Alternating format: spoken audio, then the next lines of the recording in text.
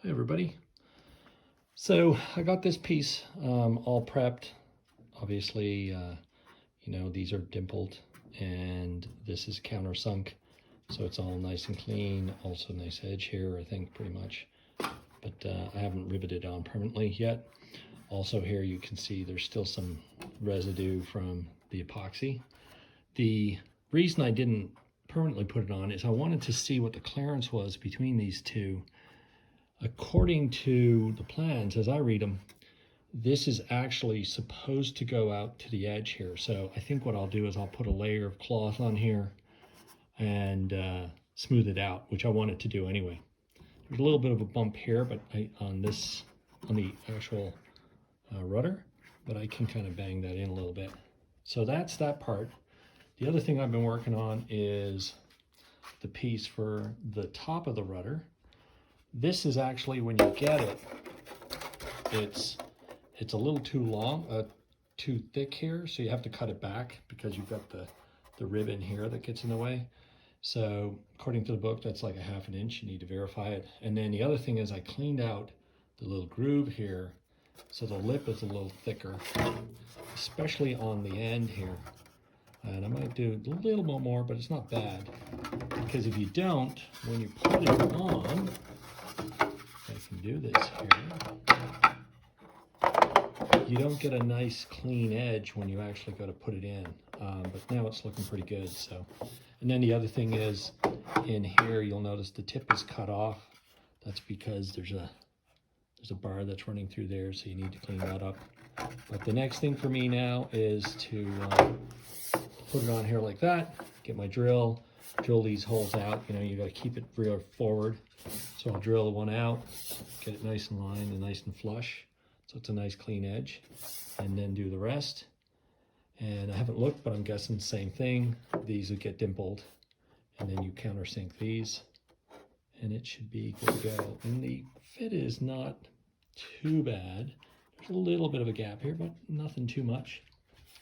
And then I hadn't mounted this on here in a while, so it was good to just kind of put it on and see how the fit is going to work. But it's looking pretty good. And also, just making sure I haven't got the rudder stops bolted in here yet, because I still need to prime them, but I wanted to make sure it's still going to line up nicely and it's still got good clearance. So overall, there was that. That's where I'm at, and I'll show you a little more later once I get these dimpled and stuff. So there it is, riveted in place. And per the instructions, you start at the front, work towards the back. These I did initially with a number 40 and then upsized them to a number 30 for the rivet. Now obviously the next thing that needs to happen is you need to take it apart. I got to dimple it, and then I got to machine countersink the fiberglass. But it looks pretty good. There's like here where I made the curve, you can see there's a bit of a gap here. I'll probably flatten that out a little bit, but once I'm done with it, I can put a little bit of epoxy and cotton on here and just kind of smooth it out, make it look a little cleaner as well. But I figured I'd share this part. But so far looking good, and of course getting all the way back to the trailing edge. Doing the rudder bottom fairing now, and with this one again had to take a notch out of here to get rid of the interference with the trailing edge. This one, interestingly enough, was cut to the right size, but basically what happens is this guy will go on here like so.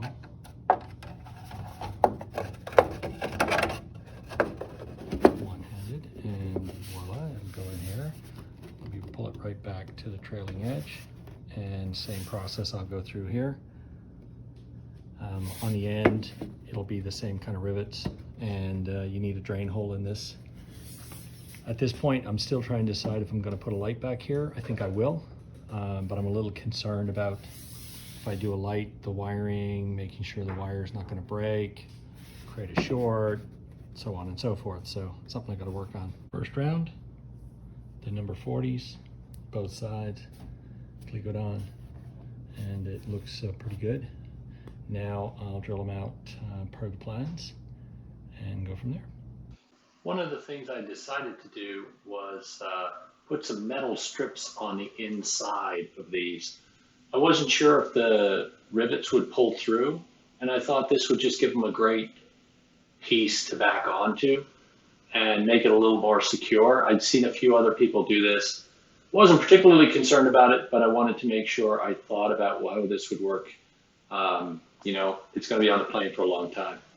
I won't do it with all the sections, but I will do it for the ones that are a little thinner. The second thing I did here is got some clothespins. This allows me to clamp it in place rather than going out and buying a bunch of clamps. I can just clamp it on with these clothespins and hold it while it dries. And, you know, I think this will be very useful in the future, but I just figured it'd make it a little more secure. I put epoxy on the fiberglass, some epoxy on the back of the aluminum strip, and then I used all of these clothespins to just hold it in place. And also I just did another touch-up of this, just trying to kind of smooth it out, get it pretty nice.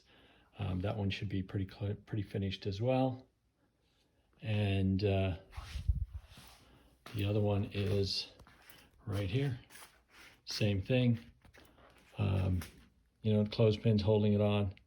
And again, it doesn't need to be super solid or anything like that. It's just going to be so that I can drill a hole through it.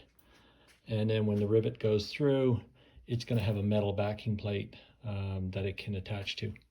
So I think it should work out pretty good. But obviously when I go to rivet it on, we'll see for sure. Right now my plan is I'll rivet this on because that's be pretty finished. I can rivet this piece on once I get it nice and smooth onto here because it will also be finished. And then this piece I will rivet on once I put the backing plate on for the rear light. I am not going to use screws and nut plates for this. I'm going to put it on. I'll leave enough wire in there. You know, if you ever needed to take it off, you could drill them out. It wouldn't be that big a deal, but I don't expect you to really need to, so I'm just going to leave it as is. Well, that exercise was a fail. You can see here the epoxy is dried in here. It was all fine, but the aluminum, they stayed. It came right off. It actually came off pretty easy. So sadly, could have been due to a couple of things, but I certainly cleaned the part. What was interesting is if I was priming this part, I would have automatically scuffed it up. I didn't scuff it up, so maybe that would have given it better something to bond to properly. But also I read, I seen an article that said, you know, using this two-part epoxy resin is not good for things like this. So instead, I'm going to go try it again. I mean, certainly one piece is still on here, but you know how good. I bet I could peel that off pretty easy. It's just not going to adhere to it very well. But I'm not going to mess with that. That should work fine for what I need it to do. I just need it to stay on long enough to be able to rivet it in place. Once the rivets are in, it'll stay there anyway.